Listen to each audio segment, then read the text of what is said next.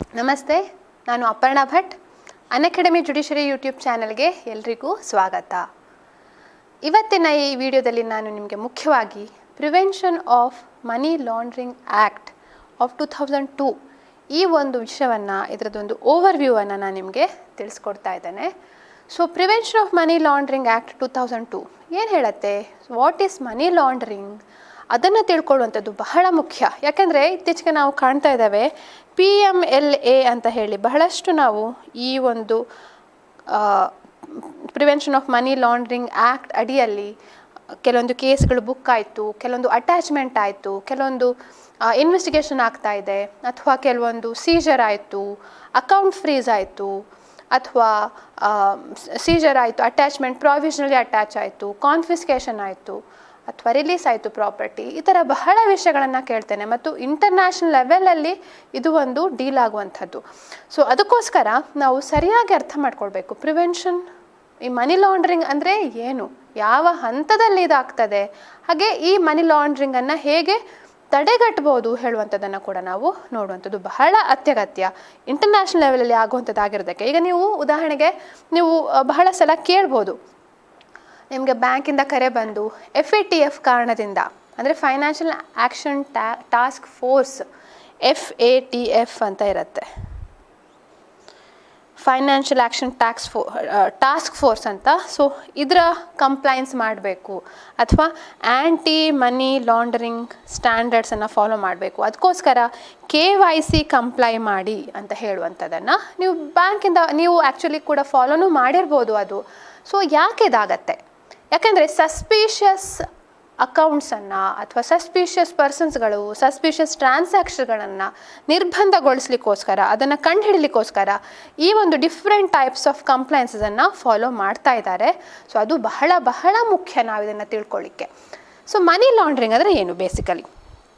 So ಮನಿ laundering ಅಂದರೆ ಈಗ ನಾವು ನೋಡುವಂಥದ್ದು ಒಂದು ಇಲ್ಲಿಗಲ್ ಆ್ಯಕ್ಟಿವಿಟಿ ಇರುತ್ತೆ. ಇಲ್ಲಿಗಲ್ ಆ್ಯಕ್ಟಿವಿಟಿಯಿಂದ, so just a minute, I will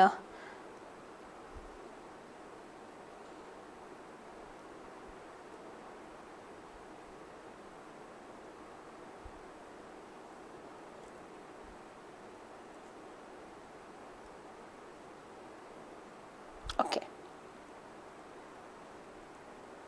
ನೋಡಿ, ಇಲ್ಲಿ ನಿಮಗೆ ಕಾಣ್ತಾ ಇರ್ಬೋದು,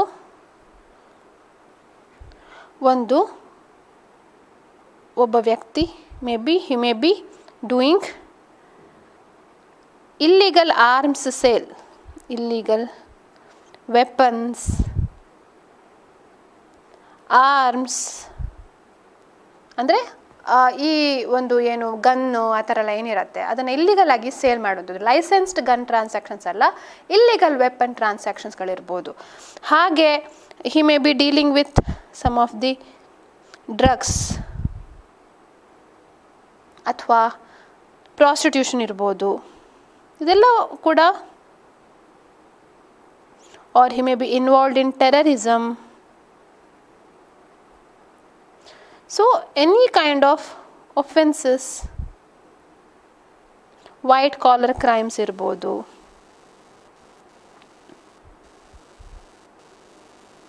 ಅಥವಾ banking frauds,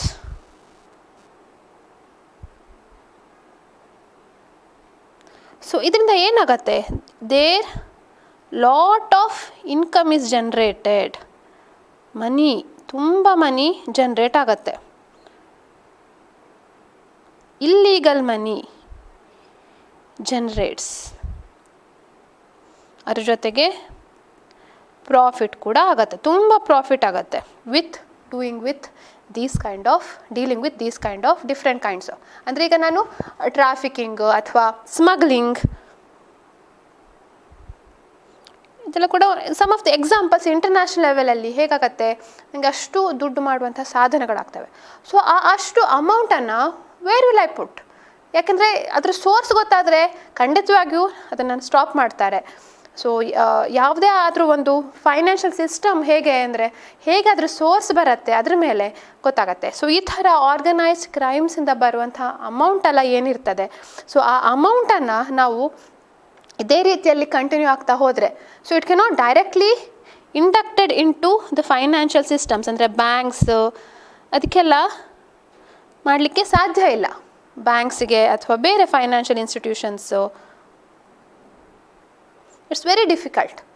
so what these persons will do ಅಂದರೆ, ಈ ವ್ಯಕ್ತಿ ಏನು ಮಾಡ್ಬೋದು, he wants to, this is a tainted money. What is this known as tainted, ಅಂದರೆ ಅದಕ್ಕೆ ಬ್ಲ್ಯಾಕ್ ಮನಿ ಅಂತಲೂ ಹೇಳ್ಬೋದು, tainted money.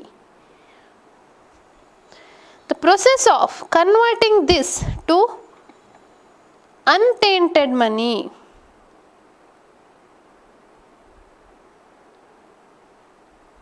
the process of conversion of black money to white money, ಇದೇ this is the process of money laundering ಅಂತ ಹೇಳ್ಬೋದು. Very briefly, ರಫ್ಲಿ ಹೇಳ್ಬೋದು money laundering ಅಂತ. So ಉದಾಹರಣೆಗೆ, ನಾನೇ ಯಾವುದೋ ಒಂದು ಇಲ್ಲೀಗಲ್ ಕ್ರೈಮ್ ಮಾಡಿದೆ, ನನ್ನ ಹತ್ರ ತುಂಬ ಹಣ ಇತ್ತು. ಹೌ ವಿಲ್ ಐ ಅದನ್ನೇ ಬ್ಯಾಂಕಿಗೆ ಹೋಗಿ ಡೆಪಾಸಿಟ್ ಮಾಡಲಿಕ್ಕೆ ಆಗೋದಿಲ್ಲ. So what will I do, I will see different examples, different kinds, different channels. ಎಲ್ಲಿ ಅಷ್ಟು ನನ್ನ ಕ್ರೈಮ್ ಗೊತ್ತಾಗೋದಿಲ್ವೋ ಅಲ್ಲಿ ಹೋಗಿ ಅಮೌಂಟನ್ನು ಡೆಪಾಸಿಟ್ ಮಾಡ್ತೇನೆ. ಆ ಡೆಪಾಸಿಟ್ ಮಾಡುವಂಥದ್ದೇನು, that is known as placing. ಹಾಗೆ ಡೆಪಾಸಿಟ್ ಮಾಡಿ ಅದನ್ನು ಬೇರೆ ಒಂದರಿಂದ ಒಂದು ಟ್ರಾನ್ಸ್ಫರ್ ಮಾಡ್ತಾ ಬರ್ತೇನೆ. So what is that known as, that's known as layering. ಹಾಗೆ ಲೇಯರಿಂಗ್ ಮಾಡಿದ ಕೂಡಲೇ ಮತ್ತೆ ಹೇಗೆ ಅದನ್ನು ಲೀಗಲ್ ಸೋರ್ಸ್ ಆಗಿ ಕನ್ವರ್ಟ್ ಮಾಡ್ತೇನೆ. I will invest in real estate, I will purchase huge investments, so I will purchase shares. So ಆ ಒಂದು ಬೇರೆ ಸೋರ್ಸಿಂದ ಬಂದಿರುವಂಥದ್ದನ್ನು ನಾನು ಒಳ್ಳೆಯ ಕಾರ್ಯಕ್ಕೆ ಅಂದರೆ for a proper resource I will invest, where by I have converted these proceeds of crime to a proper thing where I can purchase. So that is known as money laundering, conversion of the tainted money into untainted money or black money into white money. So idu ಬೇರೆ ಘಟ್ಟದಲ್ಲಿ ಆಗ್ತದೆ. So this is a very serious threat to financial system, threat to financial system, and this is a very serious international problem. ತುಂಬ international ಲೆವೆಲಲ್ಲಿ ಇದಾಗ್ತಾ ಇರುವಂಥದ್ದು. ಯಾಕೆಂದರೆ ಎಲ್ಲ ದೇಶಗಳು ಈ ಸಮಸ್ಯೆಯಿಂದ ಅಫೆಕ್ಟ್ ಆಗ್ತಾ ಇವೆ. ಯಾಕೆಂದರೆ ಒಂದು ದೇಶದಿಂದ ಅವ್ರು ಇನ್ನೊಂದು ದೇಶಕ್ಕೆ ಅಮೌಂಟನ್ನು ಟ್ರಾನ್ಸ್ಫರ್ ಮಾಡ್ಬೋದು ಯಾವುದೋ ಒಂದು ಮುಖಾಂತರ. ಟ್ರಾನ್ಸ್ಫರ್ ಮಾಡ್ತಾ ಅಥವಾ ಬೇರೆ ದೇಶದಲ್ಲೇ ಉತ್ಪತ್ತಿ ಆಗಿರೋಂಥ ಹಣವನ್ನು ಭಾರತಕ್ಕೆ ತರಲಿಕ್ಕೆ, ಭಾರತ ಅಂತಲ್ಲ ಯಾವುದೇ ಒಂದು ಫೈನಾನ್ಷಿಯಲ್ ಸಿಸ್ಟಮ್ಗೆ ತರಲಿಕ್ಕೆ. ಸೊ ಈಗ ಒಂದು ಉದಾಹರಣೆಗೆ ಇದು ದೇಶ ಅಂತಾದರೆ, ನಮ್ಮ ಭಾರತ ದೇಶ ಅಂತಾದರೆ, sorry if this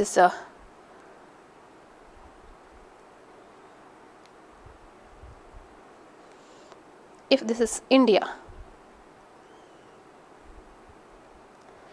and somewhere Germany. ಇಲ್ಲಿ ಜರ್ಮನಿಯಲ್ಲಿ ಅವರೇನೋ ಒಂದು ಕ್ರೈಮ್ ಮಾಡಿ ಅಲ್ಲಿಂದ ಬರುವಂಥ ಹಣವನ್ನು ಇಂಡಿಯಾಕ್ಕೆ ತರಬೇಕು. ಸೊ ಈಗ ಇಂಡಿಯಾ ಸಿಸ್ಟಮ್ಮು ಹೇಗೆ, it is based on a particular financial system wear government is controlling this kind of, ಯಾವುದೇ ಹಣವನ್ನು ಡೆಪಾಸಿಟ್ ಮಾಡಲಿಕ್ಕೆ ಎಲ್ಲ ಗೌರ್ಮೆಂಟ್ ಕಂಟ್ರೋಲ್ ಮಾಡ್ತಾ ಇದೆ. ಸಪೋಸ್ ಈ ಥರ ಎಷ್ಟೋ ಥರ ಟ್ರಾನ್ಸಾಕ್ಷನ್ಸ್ಗಳು ಹೀಗೆ ಇಂಡಿಯಾಕ್ಕೆ ಬರಲಿಕ್ಕೆ ಸ್ಟಾರ್ಟ್ ಆದರೆ ಆವಾಗ ಏನಾಗತ್ತೆ, now it is also controlled by those criminals. The financial systems is also controlled by criminals also. So government ಜೊತೆ ಕ್ರಿಮಿನಲ್ಸ್ಗೂ ಇಂಡೈರೆಕ್ಟ್ ಆಗಿ ಈ ಒಂದು ಎಫೆಕ್ಟ್ ಇರುತ್ತೆ. ಯಾಕೆಂದರೆ they are inducting money in to the financial system. So they can do anything. Foreign it may affect foreign direct investment, foreign direct investment, so which is also known as FDI. So ಇದು ಕೂಡ vary ಆಗ್ಬೋದು. So ಅದಕ್ಕೋಸ್ಕರ ಹೇಳುವಂಥದ್ದು international ಲೆವೆಲಲ್ಲಿ this is a very serious threat.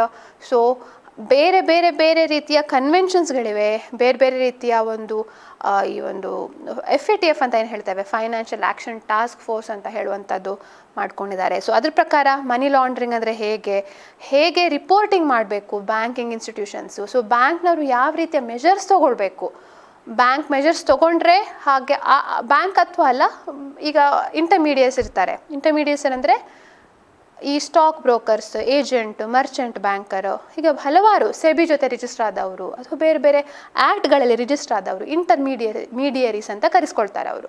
So ಅವರು ಕೂಡ ಕೆಲವೊಂದು ರೂಲ್ಸನ್ನು ಅಥವಾ ಪಾಲಿಸಿನ ಫಾಲೋ ಮಾಡಬೇಕು ಅಂತ ಹೇಳ್ತಾರೆ. ಸೊ ಹೀಗೆ ಇರುವಾಗ ನಾವು it is very necessary to understand first of all what is money laundering. Money laundering ಅಂದರೆ ಏನು, ಅದನ್ನು ಪ್ರಿವೆಂಟ್ ಮಾಡಲಿಕ್ಕೆ ಏನು ಕನ್ವೆನ್ಷನ್ಸ್ಗಳು ಇತ್ತು ಮೊದಲು ಅಂತ ನೋಡೋದು, ಹಾಗೆ ಆ ಒಂದು ಕನ್ವೆನ್ಷನ್ಸ್ಗಳು ಇರುವಾಗ ಇಂಡಿಯಾ ಅದನ್ನು ಹೇಗೆ ಆ್ಯಕ್ಟಲ್ಲಿ ಅದನ್ನು ಅಡಾಪ್ಟ್ ಮಾಡ್ಕೊಂಡಿದೆ ಹೇಳುವಂಥದ್ದನ್ನು ನೋಡಬೇಕು. ಹಾಗೆ ಅದು ಅಡಾಪ್ಟ್ ಮಾಡಿಕೊಂಡಾಗ ಯಾವುದ್ಯಾವುದು ಒಫೆನ್ಸ್ ಆಗತ್ತೆ, ಹಾಗೆ ಏನೇನು ಪವರ್ಸ್ ಇದೆ, ಎಜುಡಿಕೇಟಿಂಗ್ ಅಥಾರಿಟಿಗೆ ಏನು ಪವರ್ಸ್ ಇದೆ ಹೇಳುವಂಥದ್ದನ್ನು ಕೂಡ ನಾವು ಕಾಣ್ಬೋದು. ಸೊ ಇದರಲ್ಲಿ ಮುಖ್ಯವಾಗಿ ಪಾತ್ರ ವಹಿಸುವಂಥದ್ದು ಎನ್ಫೋರ್ಸ್ಮೆಂಟ್ ಡೈರೆಕ್ಟರೇಟ್ ಅಂತ ಹೇಳುವಂಥದ್ದು, ED ಅಂತ ನಾವೇನು ಕರಿತೇವೆ. ಸೊ ಇವರು ಫಾರಿನ್ ಎಕ್ಸ್ಚೇಂಜ್ ಮ್ಯಾನೇಜ್ಮೆಂಟ್ ಆ್ಯಕ್ಟಲ್ಲಿ ಅದರಲ್ಲೂ ಕೂಡ ಇವರಿಗೆ ಬಹಳ ಮುಖ್ಯವಾದ ಪಾತ್ರ ಇದೆ. Enforcement directorate, ED department. So ಇವರು ಇದನ್ನು ಇನ್ವೆಸ್ಟಿಗೇಷನ್ ಮಾಡುವಂಥದ್ದು, ಪ್ರಾವಿಷನಲಿ ಅಟ್ಯಾಚ್ ಮಾಡುವಂಥದ್ದು. So they are having lots of responsibilities to curb this menace of money laundering ಅಥವಾ ಫಾರಿನ್ ಎಕ್ಸ್ಚೇಂಜಲ್ಲಿ ತುಂಬ ಆ ಫಾರಿನ್ ಇನ್ವೆಸ್ಟ್ಮೆಂಟ್ ಬರುವಂಥದ್ದು ಹೋಗುವಂಥದ್ದು ಅದನ್ನು ರಿಸ್ಟ್ರಿಕ್ಟ್ ಮಾಡುವಂಥ ಅಥವಾ ಅದರ ಮೇಲೆ ಇನ್ವೆಸ್ಟಿಗೇಷನ್ ಮಾಡುವಂಥ ಪವರ್ಸು ಎನ್ಫೋರ್ಸ್ಮೆಂಟ್ ಡೈರೆಕ್ಟರೇಟಿಗೆ ಇರುತ್ತೆ. ಓಕೆ, ಸೊ ಅದಕ್ಕಿಂತ ಮೊದಲು ನಾವು let's see general over view of like what does this act say all about ಅಂತ ಹೇಳಿ ಒಂದು ಸ್ವಲ್ಪ ಸೂಕ್ಷ್ಮವಾಗಿ ನೋಡೋಣ.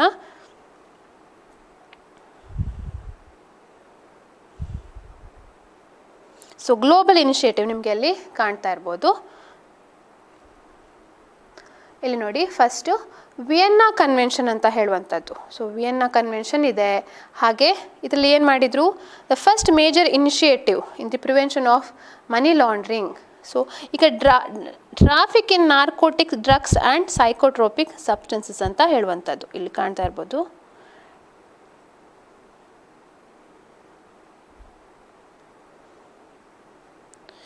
United Nations Convention Against Illicit Traffic in Narcotic, Drugs and Psychotropic Substances in December 1998, which is popularly known as Vienna Convention.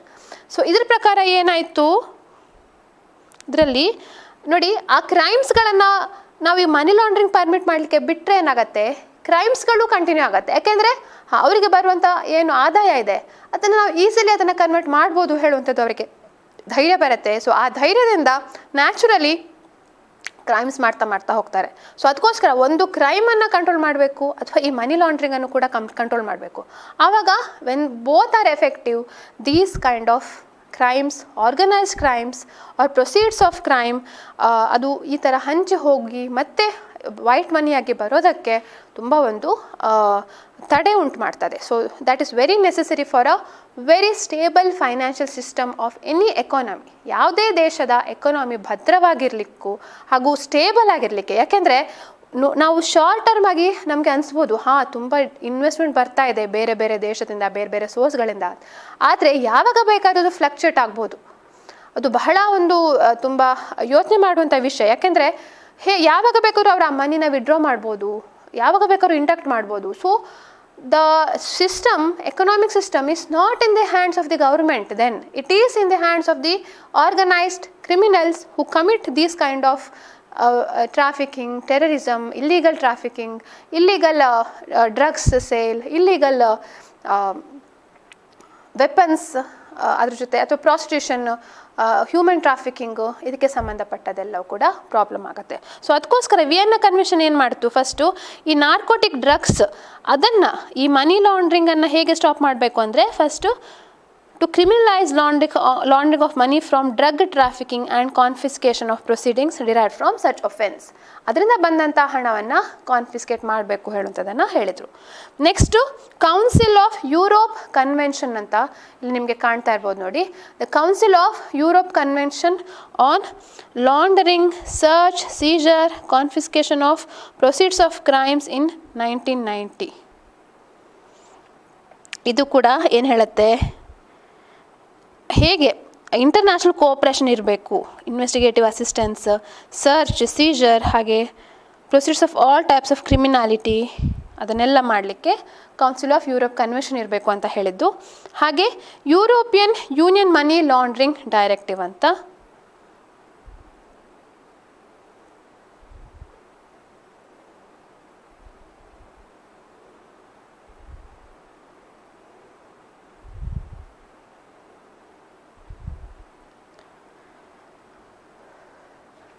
ನಿಮಗೆ ಇಲ್ಲಿ ಕಾಣ್ತಾ ಇರ್ಬೋದು. ಸೊ ಇದು ಕೂಡ cross border financial services,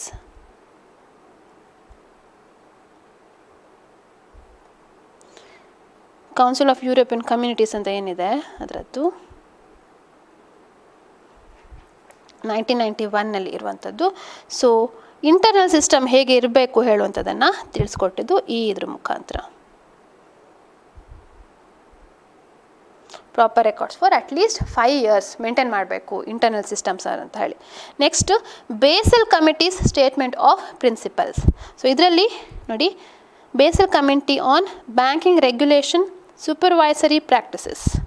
so ಇದ್ರ ಪ್ರಕಾರ ನಾವು ನೋಡುವಂಥದ್ದು ಮೆಂಬರ್ ಸ್ಟೇಟ್ಸ್ಗಳು ಲಾ ಎನ್ಫೋರ್ಸ್ಮೆಂಟ್ ಏಜೆನ್ಸಿ ಜೊತೆ ಕೋಆಪ್ರೇಟ್ ಮಾಡಬೇಕು, ಸಸ್ಪಿಷಿಯಸ್ ಟ್ರಾನ್ಸಾಕ್ಷನ್ಸ್ನ ಅವಾಯ್ಡ್ ಮಾಡಬೇಕು, ಹಾಗೆ ಐಡೆಂಟಿಫೈಯಿಂಗ್ ದಿ ಕಸ್ಟಮರ್ಸ್. ಸೊ ಇದೆಲ್ಲವೂ ಕೂಡ ಒಂದು ಕರೆಕ್ಟಾಗಿ ಕೋಆರ್ಡಿನೇಷನ್ ಇದ್ದರೆ ಆವಾಗ ಸುಲಭ ಆಗತ್ತೆ. ಹಾಗೆ international organisation of securities commission ಇದು ಕೂಡ ಒಂದು ಅಡಾಪ್ಟ್ ಆಯಿತು ಅಂತ ಹೇಳುವಂಥದ್ದು. ನೆಕ್ಸ್ಟ್ ಇದು ಬಹಳ ಮುಖ್ಯ, the financial action task force FATF ಅಂತ ನಾವು ಕಾಣುವಂಥದ್ದು ವೆರಿ ಇಂಪಾರ್ಟೆಂಟ್. ಸೊ ಇದ್ರದ್ದು ರೆಕಮೆಂಡೇಷನ್ ಸೀರೀಸ್ ಆಫ್ ರೆಕಮೆಂಡೇಷನ್ಸ್ ಇದೆ that are recognised as international standard for combating money laundering and financing of terrorism and proliferation of weapons of mass destruction ವೆಪನ್ಸನ್ನು ಹೇಗೆ control ಮಾಡಬೇಕು, curb ಮಾಡಬೇಕು ಹೇಳುವಂಥದ್ದನ್ನು ಅದನ್ನು ಈ ಒಂದು FATF ಅಲ್ಲಿ ಹೇಳಿದರು. ಸೊ ರೆಕಮೆಂಡೇಷನ್ಸ್ ಕೂಡ ಇದೆ. ಹಾಗೆ United Nations global programme against money laundering. So we can see different types of international conventions cooperations are there. So that's very necessary to understand.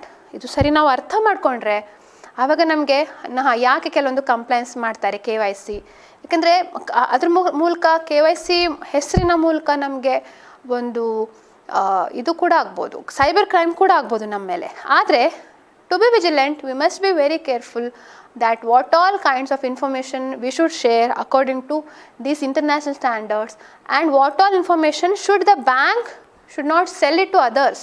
ಆ ನಮ್ಮ ಇನ್ಫಾರ್ಮೇಷನ್ ಏನು ಕೊಟ್ಟಿರ್ತೇವೆ ಅದನ್ನು ಬ್ಯಾಂಕ್ ಬೇರೆ ಡೇಟಾಬೇಸನ್ನು ಆ ಡೇಟಾ ಸೆಲ್ಲಿಂಗ್ ಅಂತ ಮಾಡಲಿಕ್ಕಿಲ್ಲ ಹೇಳುವಂತಹ ಇದು ಕೂಡ ಗೈಡ್ಲೈನ್ಸ್ ಇದೆ. So you can question if your information has been diverged. ನಿಮ್ಮ ಹೇಗೆ ಆ ನಂಬರ್ ಸಿಕ್ತು, personal information like contact number, phone number, date of birth ಎಲ್ಲ ಹೀಗೆ ಡೈವರ್ಜ್ ಆದರೆ you can question because these all should be kept confidential. Okay, so it has a lots of influence on the economic development. So ಇದು ಒಂದು. ಹಾಗೆ overview ನೋಡಿ, different ನಾವು ನೋಡುವಂಥದ್ದು terrorism, illegal arms sales, financial crimes, smuggling, activities of organised crime including drug trafficking and prostitution rings, ಹಾಗೆ embezzlement, insider trading, bribery, computer fraud. So ಇವೆಲ್ಲವೂ ಕೂಡ ಒಂದು ಮನಿ ಲಾಂಡ್ರಿಂಗ್ ಆಗಲಿಕ್ಕೆ ಉಗಮ ಸ್ಥಾನದ ಒಂದು ಕ್ರೈಮ್ಸ್ಗಳಿವೆಲ್ಲ. ಸೊ ಅದಕ್ಕೋಸ್ಕರ ನಾವು ಬಹಳ ಕೇರ್ಫುಲ್ಲಾಗಿ ನಾವು ನೋಡಬೇಕಾಗ್ತದೆ ಇವೆಲ್ಲ ಏನು ಅಂತ. ಹಾಗೆ ಇದು ಒಂದು ಆಯಿತು. ಇನ್ನು let's see the overview of the act. ಏನೇನು ಹೇಳ್ತದೆ ಅಂತ. ಆಮೇಲೆ just we can go to the act, the section, important definitions and some of the education procedures ಏನು ಅಂತ ನೋಡಿದರೆ ಒಂದು ಓವರ್ ವ್ಯೂ ಕವರ್ ಮಾಡಿದಾಗೆ ಆಗತ್ತೆ. ನೋಡಿ, it consist of the prevention of money laundering act consists of 10 chapters, 10 chapter ಇದೆ, containing 75 sections and 1 schedule. So 10 chapters, 75 sections and 1 schedule. So ನಾವು common ಆಗಿ ನೋಡುವಂಥದ್ದು chapter 1 containing section 1 and section 2 which deals with short title, extent and commencement and definitions. ಇದು ಒಂದಾಯಿತು. Next chapter 2 ಏನು ಹೇಳುತ್ತೆ, 3 and 4 ಅದೇನು ಹೇಳುತ್ತೆ, offences punishment for money laundering ಅಂದರೆ ಏನು, ಹಾಗೆ ಅದಕ್ಕೆ ಪನಿಷ್ಮೆಂಟ್ ಏನು ಅಂತ ಹೇಳುತ್ತೆ. ಇನ್ನು ಚಾಪ್ಟರ್ 3 ಹೇಳುವಂಥದ್ದು ಸೆಕ್ಷನ್ 5 to 11. ಅದರಲ್ಲಿ ನಾವು, ಇದು ಬಹಳ ಮುಖ್ಯ, chapter 3 very very important. It provides for attachment.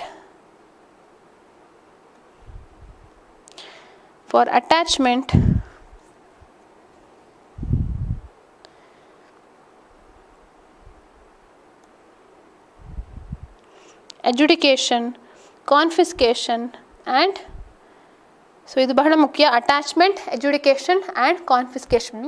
ಹಾಗೆ chapter 4 it deals with obligations of banking companies. ಇದು ನೋಡಿ section 12 to 15 which deals with obligations of banking companies, financial institutions and intermediate. So ಅವರಿಗೆ ಬಹಳ ಕರ್ತವ್ಯಗಳಿರ್ತವೆ, ಇಂತಿಂಥ ಒಂದು ಕಾರ್ಯಗಳು ಮಾಡಬೇಕು, ಇಂತಿಂಥ ಕಾರ್ಯಗಳು ಮಾಡಬಾರ್ದು ಹೇಳುವಂಥದ್ದು. ಸೊ ಅದನ್ನು ನಾವಿಲ್ಲಿ ಕಾಣ್ಬೋದು. ಹಾಗೆ chapter 5 16 to 24 relates to summons, searches and seizures. ಹೇಗೆ ಸಮನ್ಸ್ ಕೊಟ್ಟು ಹೇಗೆ ಸರ್ಚ್ ಮಾಡ್ಬೋದು, ಏನೇನನ್ನು ಸೀಸ್ ಮಾಡ್ಬೋದು, ಸೀಸ್ ಮಾಡಿದಾಗ ಏನು ಪ್ರೊಸೀಜರ್ ಇರುತ್ತೆ ಅದನ್ನು ನಾವಿಲ್ಲಿ ಕಾಣ್ಬೋದು. ಅದಾದ ನಂತರ the act provides for establishment. ಇಲ್ಲಿ ತನಕ ಬಹಳ ಮುಖ್ಯ, ಓದ್ಕೊಳ್ಳಬೇಕು ಇದೆಲ್ಲ ಪ್ರಾವಿಷನ್ಸ್. ಅದ್ರ ಜೊತೆಗೆ ಎಸ್ಟಾಬ್ಲಿಷ್ಮೆಂಟ್ ಆಫ್ ಅಪೆಲೇಟ್ ಟ್ರಿಬ್ಯುನಲ್ ನಾವೇನಂತ ನೋಡಬೇಕು. And section 25 to 42 under chapter 6 provides for composition, procedure, power and jurisdiction.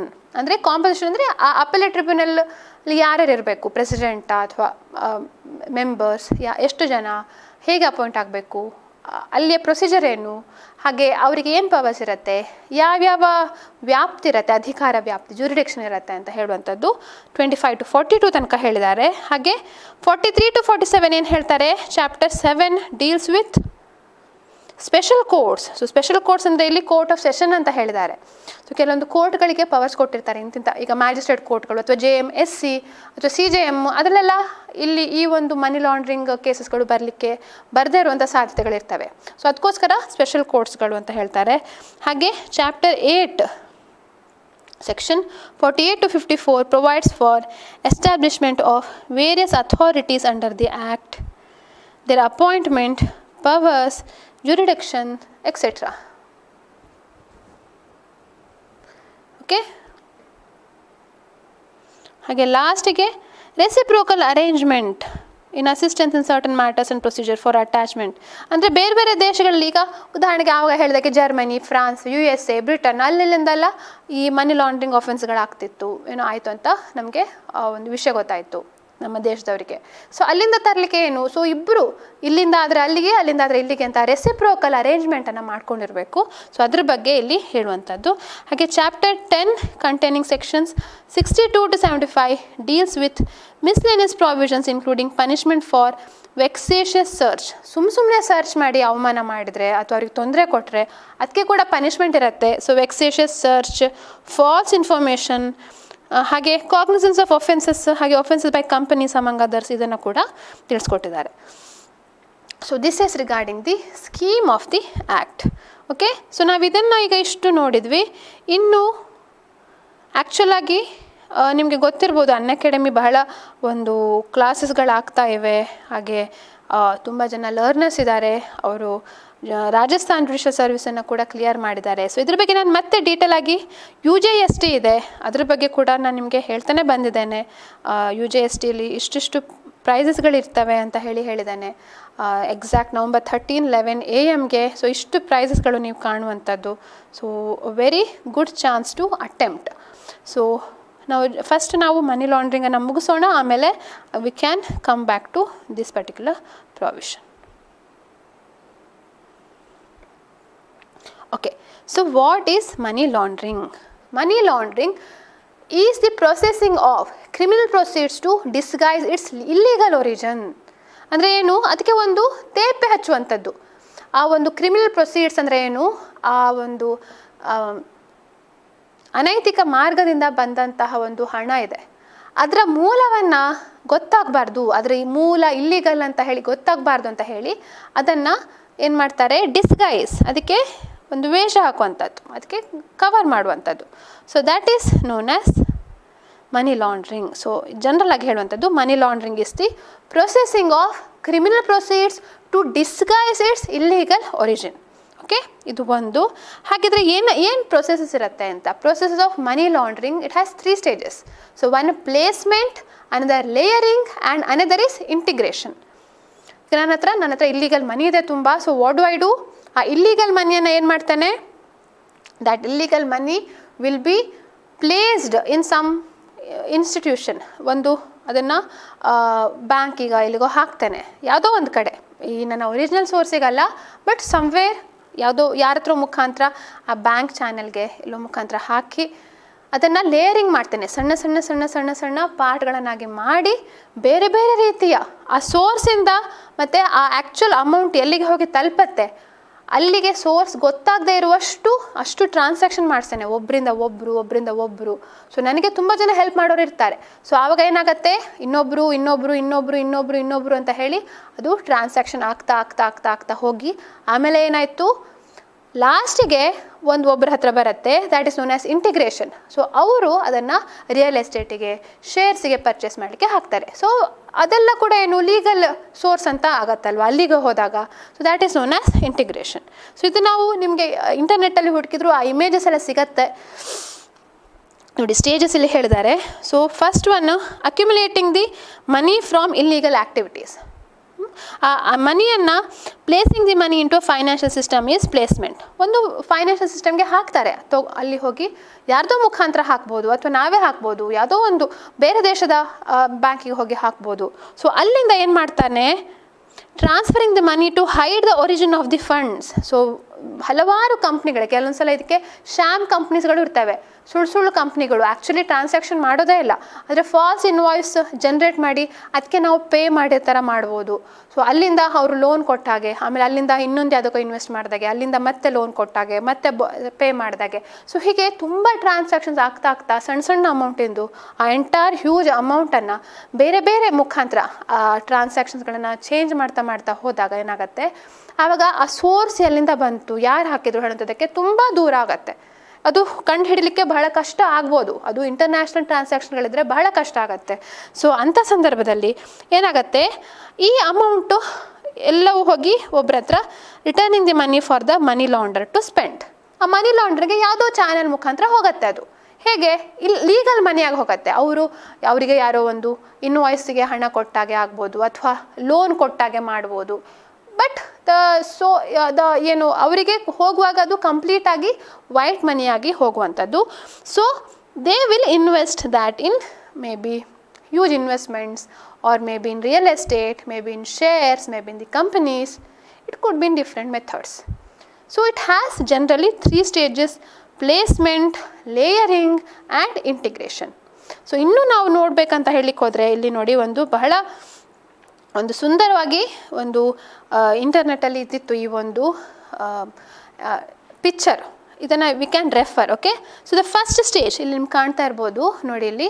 So collection of dirty money, illegal money ಏನಿರತ್ತೆ ಅದೆಲ್ಲವೂ ನಮ್ಮ ಹತ್ರ ಇರ್ಬೋದು ಅಥವಾ ಯಾರಾದರೂ ಕೊಡ್ಬೋದು. ಸೊ ಅದನ್ನು ಇವರು ಯಾವುದೋ ಒಂದು ಬ್ಯಾಂಕಿಗೆ ಹೋಗಿ ಹಾಕ್ತಾರೆ. Okay, so that may not be in the financial system which is in India.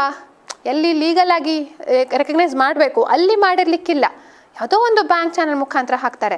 ಅಥವಾ ಅದನ್ನು ಡಿಫ್ರೆಂಟ್ ಪಾರ್ಟ್ಸ್ ಆಗಿ ಮಾಡಿ ಬೇರೆ ಬೇರೆ ಚಾನಲ್ ಮುಖಾಂತರ ಹಾಕ್ತಾರೆ. ಬೇರೆ ಬೇರೆ ಅಮೌಂಟ್ಗಳಿಗೆ ಬೇರೆ ಬೇರೆ ಜನರ ಅಕೌಂಟ್ಗಳ ಮುಖಾಂತರ ಹಾಕ್ಬೋದು. ಮಿಸ್ಟರ್ ಎ ಅಕೌಂಟ್ ಮುಖಾಂತರ ಇವನಿಂದ 1,00,000 ರೂಪಾಯಿ ಹಾಕ್ಬೋದು, ಕ್ಯಾಶ್ ಡೆಪಾಸಿಟು 1,00,000 ಡೆಪಾಸಿಟ್ ಹಾಕ್ಬೋದು. ಸೊ ಈ ಥರ 100 ಜನರನ್ನು ಯೂಸ್ ಮಾಡ್ಬೋದು. 1 crore ಇದ್ದರೆ. It depends how they operate ಅಂತ. ಸೊ ಪ್ರತಿ ಸಲ everyone will come up with new ideas only always when it comes to money laundering or in different financial frauds, money frauds. ಹಲವಾರು ರೀತಿಯ ಒಂದು ಮನಿ ಲಾಂಡ್ರಿಂಗ್ ಅಥವಾ ಫ್ರಾಡ್ಸ್ಗಳನ್ನು, ಸ್ಕ್ಯಾಮ್ಸ್ಗಳನ್ನು ಕಾಣ್ತೇವೆ. ಸೊ ಅದಕ್ಕೋಸ್ಕರ we have to be very vigilant. ನಮ್ಮ bank details, ನಮ್ಮ identity ಕೂಡ ನಾವು ಯಾರಿಗೂ ಕೊಡಬಾರ್ದು. ಯಾಕೆಂದರೆ there was one example, Chinese loan app ಅಂತ ಹೇಳುವಂಥ ಒಂದು ಕೇಸ್ ಆಯಿತು ರೀಸೆಂಟ್ಲಿ. ಸೊ ಅದರಲ್ಲಿ ಏನು, people somewhere from China they obtain the documents of Indians and ಆ ಡಾಕ್ಯುಮೆಂಟ್ಸನ್ನು ಉಪಯೋಗಿಸ್ಕೊಂಡು fake directors of Indian companies ಅಂತ ಮಾಡಿಕೊಂಡ್ರು. ಅದರಿಂದ they created lots of apps, applications where it use to lend money, ಯಾರ್ಯಾರಿಗೋ money lend ಮಾಡ್ತಿತ್ತು. Money lend ಮಾಡುವಾಗ ಏನಾಗುತ್ತೆ, ಕೆಲವು ಸಲ ಬ್ಯಾಂಕ್ಗಳೆಲ್ಲ ಕ್ರೆಡಿಟ್ ರೇಟಿಂಗ್, ಸಿಬಿಲ್ ಸ್ಕೋರ್ ಎಲ್ಲ ಕೇಳ್ತಾರೆ. ಇದಕ್ಕೆಲ್ಲ ಬೇಕಾಗಿರಲಿಲ್ಲ ಕಾಣುತ್ತೆ, ಈಸಿಲಿ ಲೋನ್ ಅಪ್ರೂವ್ ಮಾಡ್ತಿದ್ರು. ಸ್ಮಾಲ್ ಅಮೌಂಟ್ ಅವ್ರ ಬ್ಯಾಂಕ್ ಖಾತೆಗೆ ಅಮೌಂಟ್ ಕೂಡ ಬೀಳ್ತಿತ್ತು.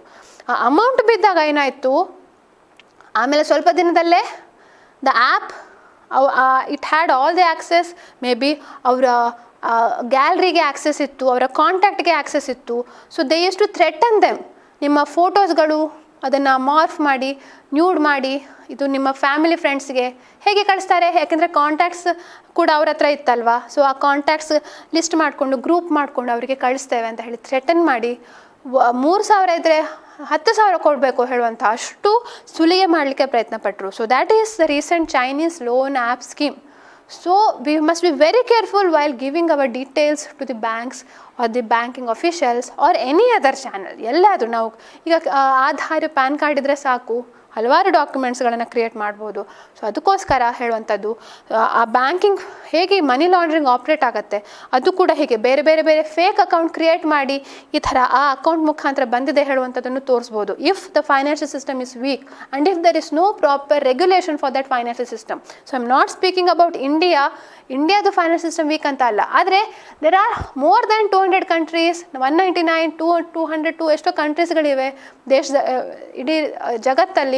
ಅಲ್ಲಿರುವಂಥ ಯಾವುದಾದ್ರು ವೀಕ್ ಫೈನಾನ್ಷಿಯಲ್ ಸಿಸ್ಟಮ್ಮು, ಕಂಟ್ರೋಲ್ ಮಾಡದೇ ಇರುವಂಥ ಫೈನಾನ್ಷಿಯಲ್ ಸಿಸ್ಟಮ್ ಇದ್ದರೆ ಅವರು they can easily utilise that kind of safe havens ಅಂತ ಹೇಳ್ತಾರೆ. ಅಲ್ಲಿಯ ಬೆನಿಫಿಟನ್ನು ತಗೊಂಡು ಆಮೇಲೆ ಇಂಡಿಯಾಕ್ಕೆ ಬರುವ ಪ್ರಯತ್ನ, ಆಮೇಲೆ ಆ ಹಣವನ್ನು ಇಂಡಿಯಾಗೆ ತರುವಂಥ ಪ್ರಯತ್ನ ಮಾಡಬಹುದು. ಸೊ ಅದಕ್ಕೋಸ್ಕರ dirty money integrates into the financial system. So ಹೇಗೋ ಯಾವುದೋ ಒಂದು ಫೈನಾನ್ಷಿಯಲ್ ಸಿಸ್ಟಮ್ಗೆ ಆ ಒಂದು ಪ್ರೊಸೀಡ್ಸ್ ಆಫ್ ಕ್ರೈಮ್ ಅಥವಾ ಡರ್ಟಿ ಮನಿನ ಹಾಕ್ತಾರೆ. ಹಾಗೆ ಮಾಡಿ ಅಲ್ಲಿ ನೋಡಿ ಎಷ್ಟು ರೀತಿಯ ಟ್ರಾನ್ಸಾಕ್ಷನ್ ಮಾಡ್ತಾರೆ ಅಂತ. ಇಡೀ ಒಂದರಿಂದ ಒಂದು ಅಂತ ಹೇಳಿ ಇಲ್ಲಿಂದ ಈ ಒಂದು ಆಫ್ಶೋರ್ ಬ್ಯಾಂಕ್ ಅಂದರೆ ಬೇರೆ ದೇಶದ ಬ್ಯಾಂಕ್ ಬಹಳಷ್ಟು ಟ್ರಾನ್ಸಾಕ್ಷನ್ಸ್ಗಳಾಗ್ತವೆ ಆಯಿತಾ. ಒಂದು transfer on the bank account of company X ಮಾಡ್ಬೋದು, ಆಮೇಲೆ ಅಲ್ಲಿಂದ ಇನ್ನೊಂದು ಬೇರೆ ಬ್ಯಾಂಕಿಗೆ ಯಾವುದೋ ರೀತಿಯ ನೆಫ್ಟ್ ಅಥವಾ ವೈರ್ ಟ್ರಾನ್ಸ್ಫರ್ ಮಾಡ್ಬೋದು, ಅಲ್ಲಿಂದ ಒಂದು ಕಂಪ್ನಿಗೆ ಲೋನ್ ಕೊಟ್ಟಾಗೆ ಮಾಡ್ಬೋದು, ಮತ್ತು ಈ ಕಂಪ್ನಿನೇ ಇವರಿಗೆ ಫಾಲ್ಸ್ ಇನ್ವಾಯ್ಸಿಗೆ ಪೇಮೆಂಟ್ ಮಾಡಿದಾಗೆ ಮಾಡ್ಬೋದು. ಸೊ ಬಹಳ ರೀತಿಯ ಈ ಟ್ರಾನ್ಸಾಕ್ಷನ್ಸ್ಗಳು ಆಗ್ತವೆ. ಸೊ ಆದರೆ ಅಷ್ಟು ಮಲ್ಟಿಪಲ್ ಟ್ರಾನ್ಸಾಕ್ಷನ್ ಮಾಡಿ they will hide the source. ಈ ಸೋರ್ಸ್ ಗೊತ್ತಾಗದೇ ಇರುವಾಗೆ ಮಾಡ್ತಾರೆ, ಯಾಕೆಂದರೆ ಒಂದಲ್ಲ ಟ್ರಾನ್ಸಾಕ್ಷನ್, ತುಂಬ ಟ್ರಾನ್ಸಾಕ್ಷನ್ಗಳಿರ್ತವೆ.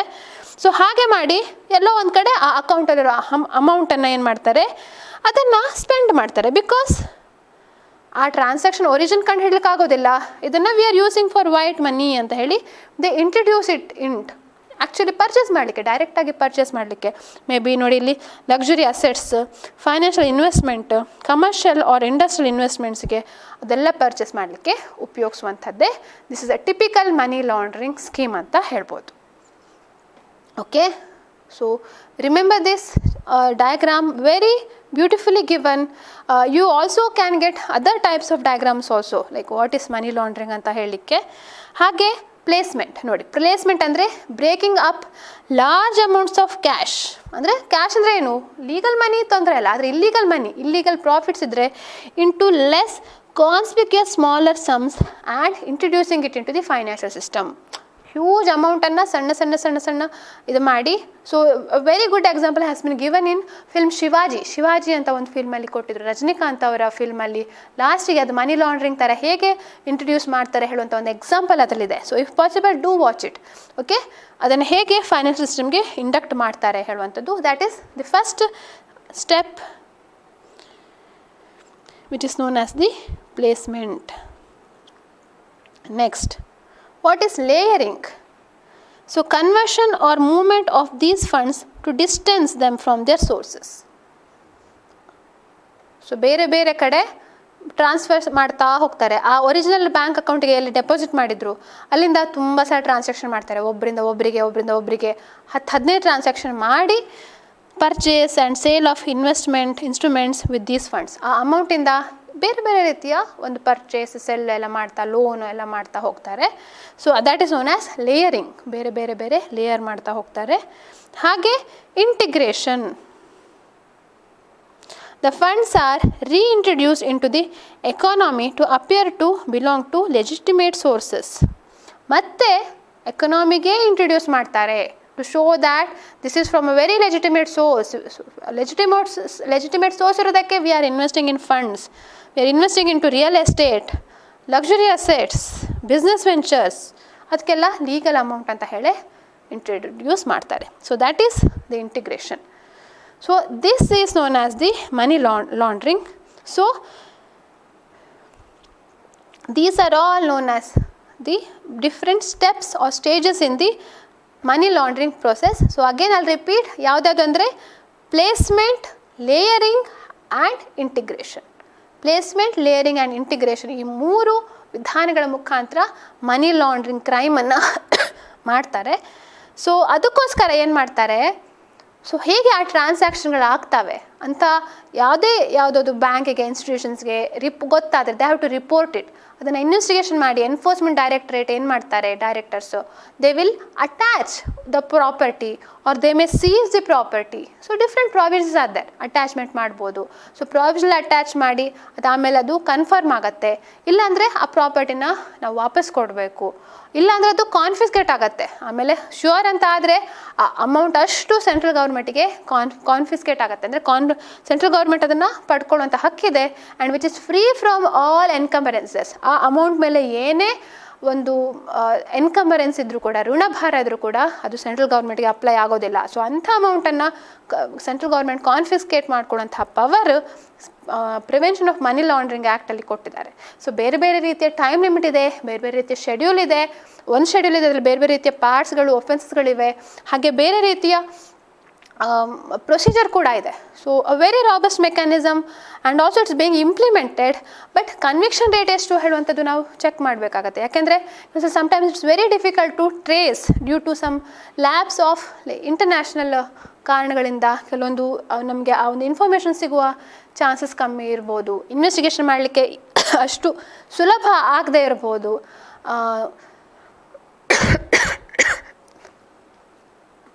ಸೊ ಈ ಎಲ್ಲ ಕಾರಣಗಳಿಗೆ ಕೆಲವೊಂದು ಕನ್ವಿಕ್ಷನ್ ರೇಟ್ ಕಮ್ಮಿ ಇರ್ಬೋದು. But still prevention of money laundering act is a kind of new act which has been enacted in order to curb. ಹಾಗೆ ಬೇರೆ ಬೇರೆ ಅಮೆಂಡ್ಮೆಂಟ್ಸ್ಗಳು ಕೂಡ ಮಾಡ್ತಿದ್ದಾರೆ. 12 ಒಂದು ಅಮೆಂಡ್ಮೆಂಟ್ ಆಯಿತು, ಇನ್ನೂ ಅಮೆಂಡ್ಮೆಂಟ್ಗಳು ಆಗುವಂಥ ಹಂತದಲ್ಲಿ ಇವೆ. ಹಾಗೆ ಎನ್ಫೋರ್ಸ್ಮೆಂಟ್ ಡೈರೆಕ್ಟರೇಟ್ಗೂ ತುಂಬ ಒಂದು ಜವಾಬ್ದಾರಿ, ಫಾರಿನ್ ಎಕ್ಸ್ಚೇಂಜ್ ಮ್ಯಾನೇಜ್ಮೆಂಟ್ ಆ್ಯಕ್ಟಲ್ಲಿ ಆಗುವಂಥ ಒಫೆನ್ಸ್ಗಳು ಕೂಡ ನೋಡುವಂಥ ಒಂದು ಜವಾಬ್ದಾರಿ ಇರುತ್ತೆ.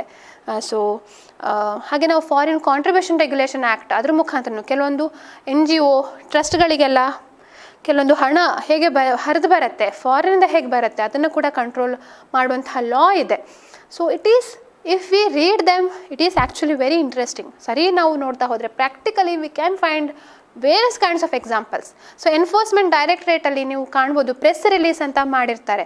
ಸೊ ಅದರಲ್ಲಿ ನಿಮಗೆ ಆ್ಯಕ್ಚುಲ್ ಎಕ್ಸಾಂಪಲ್ಸ್ ಸಿಗುತ್ತೆ. ಸೊ ರೀಸೆಂಟಾಗಿ ಯಾರ್ಯಾರನ್ನು ಅರೆಸ್ಟ್ ಮಾಡಿದರು, ಯಾರಿಗೆ ಕನ್ವಿಕ್ಷನ್ ಆಯಿತು, ಯಾರ ಪ್ರಾಪರ್ಟಿನ ಅಟ್ಯಾಚ್ ಮಾಡಿದರು, ಯಾರ ಪ್ರಾಪರ್ಟಿ ಕನ್ಫರ್ಮೇಷನ್ ಆಗಿ ಕನ್ಫರ್ಮ್ಡ್ ಅಟ್ಯಾಚ್ಮೆಂಟ್ ಆಯಿತು, ಅಥವಾ ಯಾರ ಅಕೌಂಟನ್ನು ಫ್ರೀಸ್ ಮಾಡಿದರು, ಯಾರ ಅಕೌಂಟ್ ಅಥವಾ ಯಾರ ಪ್ರಾಪರ್ಟಿ ಗೂಡ್ಸನ್ನೆಲ್ಲ ಸೀಸ್ ಮಾಡಿದರು. ಸೊ ಇದೆಲ್ಲ ಕೂಡ ನಾವು ಪ್ರೆಸ್ ರಿಲೀಸ್ ಅಂತ ಸಿಗುತ್ತೆ ಎನ್ಫೋರ್ಸ್ಮೆಂಟ್ ಡೈರೆಕ್ಟ್ ವೆಬ್ಸೈಟಲ್ಲಿ. ಯಾವ ಸೆಕ್ಷನ್ ಅಡಿಯಲ್ಲಿ ಅಂತ ಇರುತ್ತೆ. For the purpose of academic purpose, you can refer them. It is a very good kind of knowledgeable resource. Prevention of Money Laundering Act in ಅಲ್ಲಿರುವಂಥ ಎನ್ಫೋರ್ಸ್ಮೆಂಟ್ ಡೈರೆಕ್ಟರೇಟ್ ಇಡಿ ಅವರ ವೆಬ್ಸೈಟಲ್ಲಿ. So do check that. ಇನ್ನು ಡೆಫಿನಿಷನ್ಸ್ಗಳನ್ನ ನೋಡೋಣ. Important definitions section 2. Section 2 ಅಲ್ಲಿ ನಾವು ನೋಡುವಂಥದ್ದು attachment. So attachment ಅಂದರೆ ಏನು? ನಾವು ಸಿವಿಲಲ್ಲಿ ನೋಡ್ತೇವೆ ಅಥವಾ ಕ್ರಿಮಿನಲ್ ಕೆಲಸಲ್ಲಿ ನೋಡ್ಬೋದು. ಅಟ್ಯಾಚ್ಮೆಂಟ್ ಆಫ್ ದಿ ಪ್ರಾಪರ್ಟಿ, ಸಮನ್ಸ್ಗೆ ಅಥವಾ ವಾರಂಟ್ ಇಶ್ಯೂ ಮಾಡೋದು ಬರಲಿಲ್ಲ ಅಂದರೆ ಅವ್ರ ಪ್ರಾಪರ್ಟಿ ಅಟ್ಯಾಚ್ ಮಾಡುವಂಥದ್ದು, ಅಥವಾ ಲೋನ್ ರಿಕವರಿ ಮಾಡಲಿಕ್ಕೆ ಪ್ರಾಪರ್ಟಿ ಅಟ್ಯಾಚ್ ಮಾಡ್ತೇವೆ. ಸೊ ಇದು ಕೂಡ ಏನಾಗುತ್ತೆ, ಅಟ್ಯಾಚ್ಮೆಂಟ್ ಅಂದರೆ prohibition of transfer or conversion, disposition or movement of property by an order issued under chapter 3. Okay. So ಯಾವುದೇ ರೀತಿಯ transfer, conversion, disposition, property movement ಮಾಡಲಿಕ್ಕೆ ಅದೊಂದು ತಡೆ ತರುವಂಥದ್ದೇ ಅಟ್ಯಾಚ್ಮೆಂಟ್ ಅಂತ ಹೇಳ್ಬೋದು. ಚಾಪ್ಟರ್ 3 ಅಡಿಯಲ್ಲಿ ಇದು ತೊಗೊಳ್ತಾರೆ. ಸೊ ನಾನು ಆವಾಗಲೇ ಹೇಳಿದಾಗೆ ಒಂದು ಚಾಪ್ಟರ್ನ ಮಾರ್ಕ್ ಮಾಡಿದ್ದೆ. ಸೊ ಅದರಲ್ಲಿ ಹೇಗೆ ಚಾಪ್ಟರ್ 3 ಪ್ರಕಾರ ಅಟ್ಯಾಚ್ಮೆಂಟ್ ಆರ್ಡರ್ ಎಲ್ಲ ಮಾಡ್ಬೋದು ಅಂತ ಇತ್ತಲ್ಲ. ಸೊ ಅದನ್ನು ನಾವು ಮೇನ್ಲಿ ಸೆಕ್ಷನ್ 8 ಎಲ್ಲ ಹೆಲ್ಪ್ ಆಗುತ್ತೆ, ಸೆಕ್ಷನ್ 5, ಸೆಕ್ಷನ್ 8 ಎಲ್ಲ. ಹಾಗೆ proceeds of crime. So this is very important. Remember this definition. Proceeds of crime.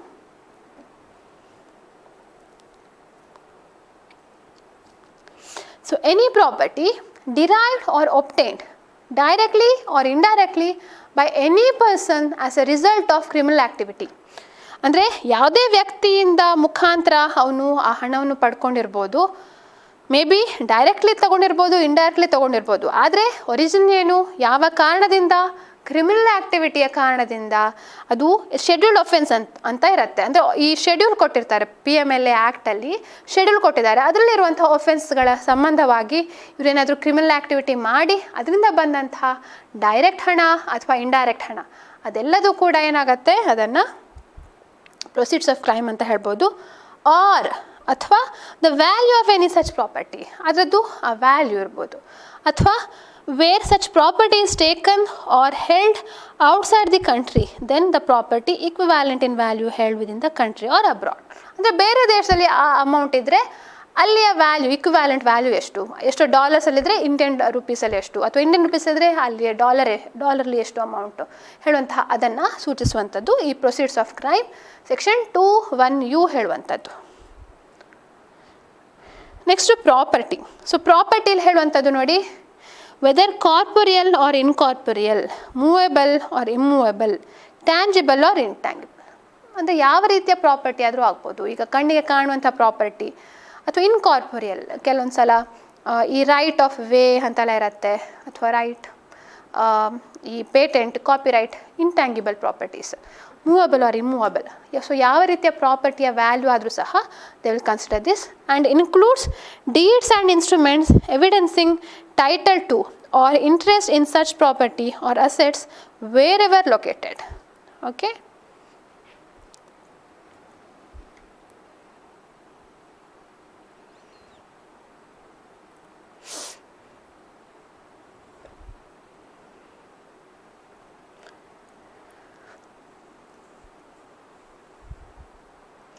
Next beneficial owner ಹೇಳುವಂಥದ್ದು.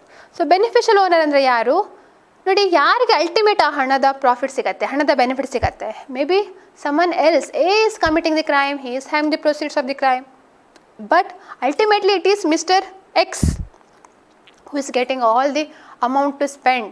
So that is known as beneficial owner. Okay, so an individual who ultimately owns or controls a client of a reporting entity, ಇದು ಒಂದು, or the person on whose behalf transaction is being conducted. So ಯಾರ ಕಾರಣಕ್ಕೋಸ್ಕರ ಈ transaction ಆಗ್ತಾ ಇದೆ, and includes a person who exercises ultimate effective control over a juridical person, ಇದು ಕೂಡ ಆಗತ್ತೆ. Next scheduled offence. So scheduled offence include ನೋಡಿ, schedule ಕೊಟ್ಟಿದ್ದಾರೆ PMLA prevention of money laundering ಆ್ಯಕ್ಟಲ್ಲಿ, ಅದರಲ್ಲಿರುವಂಥದ್ದು. ಸೊ ಪಾರ್ಟ್ ಎ ಇದೆ,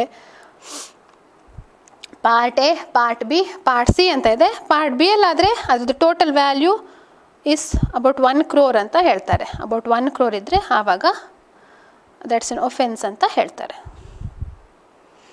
so this is very important, money laundering. So this is money laundering definition ಹೇಳಿದ್ದಾರೆ section 3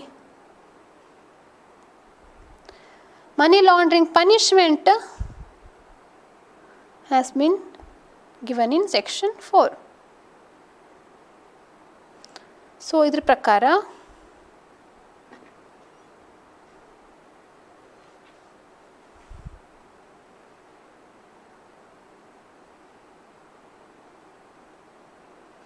whoever directly or indirectly ಯಾವುದೇ ರೀತಿಯಲ್ಲಿ ನೋಡಿ attempts to indulge, knowingly assist, ಗೊತ್ತಿದ್ದು assist ಮಾಡುವಂಥದ್ದು, or knowingly is a party, ಗೊತ್ತಿದ್ದು ಅದರಲ್ಲಿ ಭಾಗಿಯಾಗುವಂಥದ್ದು, ಅಥವಾ ಆ್ಯಕ್ಚುಲಿ ಇನ್ವಾಲ್ವ್ಡ್. ಸೊ ಇದೆಲ್ಲ 4 ರೀತಿಯ ಕ್ಯಾಟಗರಿ. ಸೊ ಅದಕ್ಕೆ ಪ್ರಯತ್ನ ಪಡೋದು ಆ ಪ್ರೊಸೆಸ್ಸಲ್ಲಿ, ಅಥವಾ ಗೊತ್ತಿದ್ದು ಹೆಲ್ಪ್ ಮಾಡುವಂಥದ್ದು, ಗೊತ್ತಿದ್ದು ಬೀಯಿಂಗ್ ಅ ಪಾರ್ಟಿ, ಅವನೇ ಪಾರ್ಟಿ ಆಗುವಂಥದ್ದು, ಅಥವಾ ಆ್ಯಕ್ಚುಲಿ ಇನ್ವಾಲ್ವ್ ಆಗುವಂಥದ್ದು. ಯಾವುದಕ್ಕೆ? In any process or activity connected with the proceeds of crime.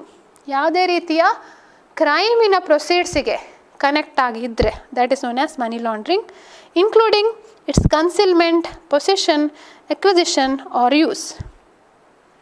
ಅಂದರೆ ಏನೇನು ರೀತಿ ಮಾಡ್ಬೋದು, ಈ ಪ್ರೊಸೀಡ್ಸ್ ಆಫ್ಗೆ ಕ್ರೈಮ್ಗೆ ಕನೆಕ್ಟೆಡ್ ಇದ್ದಾಗ ಏನು ಮಾಡ್ಬೋದು, ಅದನ್ನು ಮುಚ್ಚಿಡುವಂಥದ್ದು, ಅದನ್ನು ಇಟ್ಕೊಳ್ಳುವಂಥದ್ದು, ಅದನ್ನು ಅಕ್ವೈರ್ ಮಾಡುವಂಥದ್ದು, ಎಕ್ವಿಸಿಷನ್, ಅಥವಾ ಅದನ್ನು ಯೂಸ್ ಮಾಡುವಂಥದ್ದು. ಸೊ ಯಾವುದೇ ರೀತಿಯ ಕ್ಯಾಟಗರಿಗೆ ಅಸಿಸ್ಟ್ ಮಾಡಿ ಅಥವಾ ಅದಕ್ಕೆ ತಾನು ಆ ಪಾರ್ಟಿ ಆಗಲಿಕ್ಕೆ ಹೋದರೂ ಸಹ that becomes money laundering. And also projecting or claiming it as an untainted property, ಅಂದರೆ ಅದು ಲೀಗಲ್ ಮನಿ ಹೇಳುವಂಥ ಆ ಪ್ರೊಜೆಕ್ಷನ್ ಮಾಡುವಂಥದ್ದು, that is also known as untainted money. Black ಮನಿನ ವೈಟ್ ಮನಿ ಅಂತ ತೋರಿಸುವಂಥದ್ದು.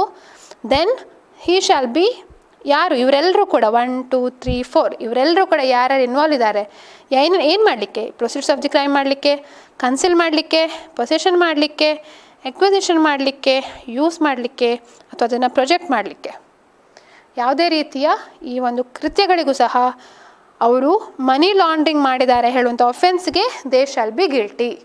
ಮನಿ ಲಾಂಡ್ರಿಂಗ್ ಮಾಡಿದ್ರು ಹೇಳುವಂತಹ ಒಫೆನ್ಸ್ ಮಾಡಿದ್ರು ಅಂತ ಕರೆಸ್ಕೊಳ್ತಾರೆ. Next punishment. ಸೊ ಎಷ್ಟು ಮನಿ ಲಾಂಡ್ರಿಂಗ್ ಮಾಡಿದರೆ ಪನಿಷ್ಮೆಂಟ್ ಎಷ್ಟಿದೆ? So a rigorous imprisonment for a term which shall not be less than 3 years. So minimum punishment ಹೇಳಿದ್ದಾರೆ ನೋಡಿ. ಮಿನಿಮಮ್ ಪನಿಷ್ಮೆಂಟ್ ಎಷ್ಟು ಮನಿ ಲಾಂಡ್ರಿಂಗಲ್ಲಿ ಇನ್ವಾಲ್ವ್ ಆದರೆ?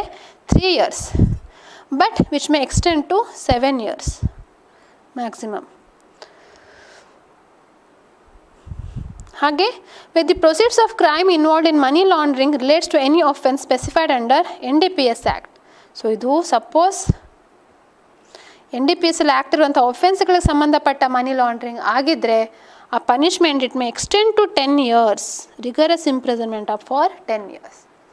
Okay, so remember this, how much amount of punishment is given here. And ಇದು important, attachment of property involved in money laundering. So who can provisionally attach? ಯಾರು provisionally attach ಮಾಡ್ಬೋದು? Like temporary immediately attach ಮಾಡುವಂಥದ್ದು ಯಾರು? ಯಾರಿಗಾರು ಗೊತ್ತಾದರೆ. So director or any officer not below the rank of the deputy director authorized by him. So enforcement ಡೈರೆಕ್ಟರೇಟಲ್ಲಿ director ಇರ್ತಾರಲ್ಲ, so he can provisionally attach. So director ಅಥವಾ ಈ deputy ಡೈರೆಕ್ಟರ್ಗಿಂತ below ಇಲ್ಲದೆ ರ್ಯಾಂಕ್ ಇರೋರು ಯಾರೇ ಇದ್ದರೂ ಸಹ they can attach, provisionally attach. So when can he attach? So when who has reason to believe on the basis of material in his possession. ಅವ್ರ ಹತ್ರ ಯಾವುದೋ ಒಂದು ಎವಿಡೆನ್ಸ್ ಇದೆ, ಮೆಟೀರಿಯಲ್ ಇದೆ, ಅದ್ರ ಮುಖಾಂತರ ಅವರಿಗೆ ದೇ ಹ್ಯಾವ್ ನಂಬಿಕೆ ಇದೆ ಈ ವ್ಯಕ್ತಿನೇ ಮನಿ ಲಾಂಡ್ರಿಂಗಲ್ಲಿ ಇನ್ವಾಲ್ವ್ ಆಗಿದ್ದಾರೆ ಅಂತ. ಸೊ ಏನಂತ reason to believe that any person is in possession of any proceeds of money laundering. ಅವ್ರ ಹತ್ರ ಮನಿ ಲಾಂಡ್ರಿಂಗ್ ಇರುವಂಥ ಏನೋ ಹಣ ಉಂಟು ಬಹಳಷ್ಟು. Or such person has been charged of having committed a scheduled offence. Scheduled offence ಮಾಡಿದ್ದಾರೆ ಹೇಳುವಂಥ ಒಂದು ಅವ್ರ ಮೇಲೆ ಚಾರ್ಜ್ ಇದೆ.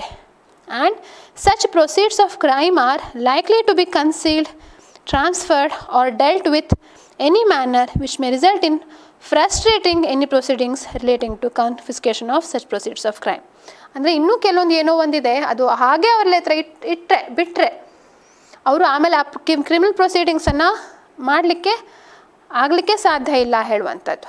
Okay, so such proceeds of crime are likely to be concealed, transferred or dealt with in any manner which may result in frustrating in proceedings relating to confiscation of such proceeds of the crime.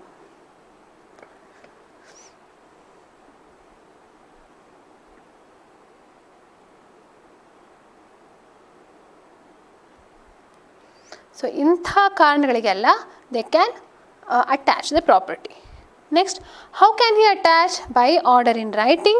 For how many days? For a period not exceeding 180 days. 180 daysಗಿಂತ ಜಾಸ್ತಿ ಮೊಟ್ಟಿಗೆ exceed ಮಾಡಲಿಕ್ಕಿಲ್ಲ from the date of the order. Procedure of the attachment ಆದ ನಂತರ ಏನು ಮಾಡ್ಬೋದು? He has to forward a copy of the order along with material in his position to adjudicating authority immediately. So ಯಾವುದು adjudicating authority ಇರುತ್ತೆ ಅವರಿಗೆ ಕೂಡಲೇ ಅದನ್ನು forward ಮಾಡಬೇಕು. ಅದಾದಮೇಲೆ and thereafter required to file within a period of 30 days from such attachment a complaint stating the facts of such attachment before the adjudicating authority. So attachment ಮಾಡಿರುವಂಥ ಆರ್ಡರ್ನ ಕಳಿಸ್ಬೇಕು. ಹಾಗೆ 30 days ಒಳಗೆ ಅವರು ಆ ಕಂಪ್ಲೇಂಟ್ ಮಾಡಬೇಕು, ಏನೇನು ಯಾಕೆ ತಾವು ಅಟ್ಯಾಚ್ ಮಾಡಿದ್ವಿ, facts of such attachment. So ಇದರಲ್ಲಿ ಏನು ಕಂಪ್ಲೇಂಟ್ ಮಾಡೋಕ್ಕಿಂತ ಮುಂಚೆ provisionally immediately they can take action. ಯಾಕೆಂದರೆ ಆಮೇಲೆ ಪ್ರೊಸೀಡಿಂಗ್ಸ್ ಅವರು ಎಲ್ಲಾದರೂ ಬಚ್ಚಿಟ್ಬಿಟ್ರೆ ಆ ಹಣನ ಕನ್ಸಲ್ ಮಾಡಿದರೆ how to prove that. So ಅದಕ್ಕೋಸ್ಕರ immediately they are having the resources or the authority to confiscate to provisionally attach all those resources of a money laundering. So adjudicating authority anta central government appoint ಮಾಡಬಹುದು. So these are other than special court ಬಿಟ್ಟು ಇಲ್ಲಿ central government one or more persons not below the prescribed rank or designation or having prescribed experience. So ಈ experience ಅಲ್ಲಿ ಈ rank ಅಲ್ಲಿ ಇವರು ಒಂದು ಅದು ಒಂದಕ್ಕಿಂತ ಜಾಸ್ತಿ ಪರ್ಸನ್ಸ್ಗಳು they can act as adjudicating authority ಅಂತ ಹೇಳುವಂಥದ್ದು ಸೆಕ್ಷನ್ 6 ಅಲ್ಲಿ ನಾವು ಕಾಣ್ತೇವೆ. ಹಾಗೆ adjudication. So this is very important section. Please understand the procedure. Okay, I'll just mention one by one. So on receipt of a complaint under section 5(5) or applications made under section 17 or 18. So ಇದೆಲ್ಲವೂ ಕೂಡ ಈಗ scissor ಆಗ್ತದೆ, freeze ಆಗ್ತದೆ, ಇದೆಲ್ಲ ಅಂಥ ಸಂದರ್ಭದಲ್ಲಿ complaint receive ಆಗುತ್ತೆ ಅಡ್ಜುಡಿಕೇಟಿಂಗ್ ಅಥಾರಿಟಿಗೆ. ಸೊ ಆ adjudicating authority if it has reason to believe, ಆವಾಗ ಏನಾಗುತ್ತೆ, ಅದು ಆ ಕಂಪ್ಲೇಂಟನ್ನು ಎಕ್ಸೆಪ್ಟ್ ಮಾಡಿ ನೋಟಿಸ್ ಸರ್ವ್ ಮಾಡುತ್ತೆ. 30 days ನೋಟಿಸನ್ನು ಅನದರ್ ಪಾರ್ಟಿ ಏನಿದೆ ಅವರಿಗೆ ನೋಟಿಸ್ ಸರ್ವ್ ಮಾಡಿ, please mention the source of income, ನಿಮಗೆ ಹೇಗೆ ಇನ್ಕಮ್ ಬಂತು, ಇಷ್ಟು ಅಮೌಂಟು ಅಟ್ಯಾಚ್ ಮಾಡಿರೋಂಥ ಅಮೌಂಟ್, ಆ ಸೋರ್ಸ್ ಏನು, ಹಾಗೆ ಅಥವಾ ಅರ್ನಿಂಗ್ ಆರ್ ಅಸೆಟ್ಸ್ ಯಾವುದ್ರ ಮುಖಾಂತರ ಅಂತ ಹೇಳಿ ಒಂದು ಕೇಳಿ ನೋಟಿಸನ್ನು ಸರ್ವ್ ಮಾಡುತ್ತೆ. And to show cause, so indicate ಅಂದರೆ ಫಸ್ಟು ಸೋರ್ಸಸನ್ನು ಯಾವುದು ಅಂತ ಹೇಳಿ ಮತ್ತು ಇದನ್ನು ತಿಳಿಸ್ಕೊಡಿ, ಶೋಕಾಸ್ ಮಾಡಿ, ಅಂದರೆ ಕಾರಣ ನೀಡಿ ಯಾಕೆ ನಾವು ಈ ಅಮೌಂಟನ್ನು ಮನಿ ಲಾಂಡ್ರಿಂಗ್ ಅಮೌಂಟ್ ಅಂತ ಹೇಳಿ ಕನ್ಸಿಡರ್ ಮಾಡಿ ಅದನ್ನು ಗೌರ್ಮೆಂಟಿಗೆ ಕಾನ್ಫಿಸ್ಕೇಟ್ ಮಾಡಲಿಕ್ಕೆ ಬಿಡಬಾರ್ದು. ನೀವು ಇದಕ್ಕೆ ಏನಾದರೂ ಕಾರಣ ಇದೆಯಾ, ನಿಮಗೆ ಸರಿಯಾದ ಯಾವುದಾದ್ರು ಒಂದು ಅಂದರೆ ಪ್ರಾಪರ್ ರಿಸೋರ್ಸಿಂದ ನಿಮಗೆ ಹಣ ಬಂದಿದ್ದಾದರೆ ನಾವು ಇದು ಮಾಡೋದಿಲ್ಲ. ಇಲ್ಲ ಅಂದರೆ ಏನಾಗುತ್ತೆ, this will be declared as money laundering amount and it will be confiscated by the government ಅಂತ ಹೇಳ್ಬಹುದು ಅಂತ ಹೇಳಿ ಹೇಳ್ತದೆ. So that will be indicated in this notice. ಅಷ್ಟು ನೋಟಿಸ್ ಆದ ನಂತರ ಅವರು ರಿಪ್ಲೈ ಕೊಡ್ತಾರೆ. ಸೊ ಆ ನೋಟಿಸ್ಗೆ ಬಂದಂಥ ರಿಪ್ಲೈ ನೋಡಿಕೊಂಡು ಹಿಯರಿಂಗ್ ಮಾಡುತ್ತೆ. So hearing the agreed person and the director or any other officer authorised by him in this behalf and taking into account all relevant materials ಏನು ಮಾಡುತ್ತೆ, it will record a finding. So ಹೀಗೆ ಅಂತ ಹೇಳಿ ಒಂದು order ಮಾಡುತ್ತೆ, ಒಂದು finding ಮಾಡುತ್ತೆ. Whether all or any of the properties refer to in the notice issued or involved in money laundering. ಈ ಎಲ್ಲ ಹೇಳಿರುವಂತಹ ಏನು ಅಮೌಂಟ್ ಇದೆ, ಪ್ರಾಪರ್ಟಿ ಇದೆ, ಅದು ಮನಿ ಲಾಂಡ್ರಿಂಗಲ್ಲಿ ಇದೆಯಾ ಇಲ್ವಾ ಹೇಳುವಂಥ ಒಂದು ಫೈಂಡಿಂಗನ್ನು ಅಡ್ಜುಡಿಕೇಟಿಂಗ್ ಅಥಾರಿಟಿ ನೀಡುತ್ತೆ. So provided that if the person is claimed by a person other than a person to whom the notice had been issued, such person shall also be given an opportunity of being heard to prove that the property is not involved in money laundering. ಅಂದರೆ ಇನ್ನು ಬೇರೆ ಯಾರು notice issue ಮಾಡಿದವ್ರಿಗಿಂತ ಬಿಟ್ಟು ಬೇರೆ ಯಾವುದೋ ವ್ಯಕ್ತಿ ಬಂದು ಇದು ನನ್ನ ಪ್ರಾಪರ್ಟಿ ಅಂತ ಹೇಳ್ತಾ ಇದ್ದರೆ ಅವರಿಗೆ ನೋಟಿಸ್ ಸರ್ವ್ ಮಾಡಲಿಲ್ಲ, ಅಂಥವ್ರಿಗೂ ಕೂಡ ಒಂದು ಆ ಪ್ರಾಪರ್ಟಿಯನ್ನು ಅವರಿಗೆ ರೈಟ್ ಆಫ್ ಹಿಯರಿಂಗ್ ಇರುತ್ತೆ. ಆ ಪ್ರಾಪರ್ಟಿ ಮನಿ ಲಾಂಡ್ರಿಂಗಲ್ಲಿ ಇನ್ವಾಲ್ವ್ ಆಗಲಿಲ್ಲ ಅಂತ ಹೇಳುವಂಥ ಒಂದು ಅವಕಾಶ ಅವರಿಗೆ ಸಿಗತ್ತೆ. ನೆಕ್ಸ್ಟ್ ಅದೇ ಸೆಕ್ಷನ್ 8 ಸಬ್ಸೆಕ್ಷನ್ 3 ಅಲ್ಲಿ where the adjudicating authority decides that any property is involved in money laundering, he shall by an order in writing confirm the attachment of the property made or retention of the property or record seized or frozen under section 17 or 18. ಅಂದರೆ ಏನು ಹೇಳ್ತಾರೆ, ಆ ಪ್ರಾಪರ್ಟಿನ attachment ಮಾಡಿ ನಾವು ಅದನ್ನು retain ಮಾಡಿದ್ದೇವೆ ಹೇಳುವಂಥದ್ದನ್ನು confirm ಮಾಡುತ್ತೆ. So confirmation of the attachment ಅಂತ ಹೇಳುವಂಥದ್ದು ಈ ಸ್ಟೇಜ್. ಈಗ ಉದಾಹರಣೆಗೆ ಪ್ರಾವಿಷನಲ್ಲಿ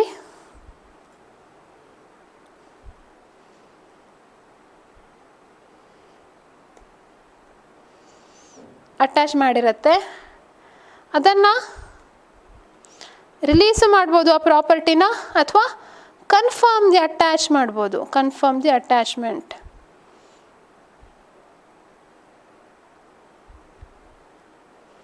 ಸೊ ಹಾಗೆ ಅಟ್ಯಾಚ್ಮೆಂಟ್ ಮಾಡಿದಾಗ later this gets confiscated by the government.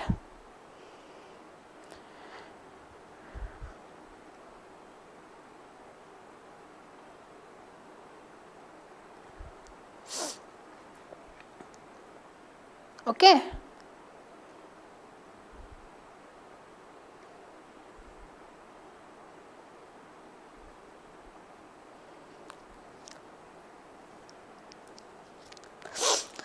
So it shall continue during investigation for a period not exceeding 365 days.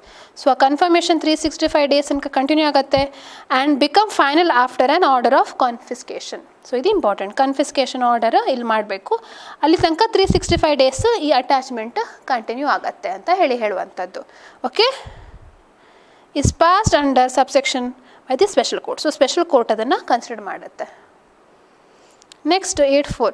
Where the provisional order of attachment made under subsection 1 of section 5 has been confirmed, the director or any other officer authorized by him in his behalf forthwith take the possession of the property. Immediately ಏನು ಆ ಪ್ರಾಪರ್ಟಿನ position ತೊಗೊಳ್ಬೋದು, ರೂಲ್ಸಲ್ಲಿ prescribe ಮಾಡಿರೋ ರೀತಿಯಲ್ಲಿ ಅಂತ ಹೇಳ್ತಿದ್ದಾರೆ.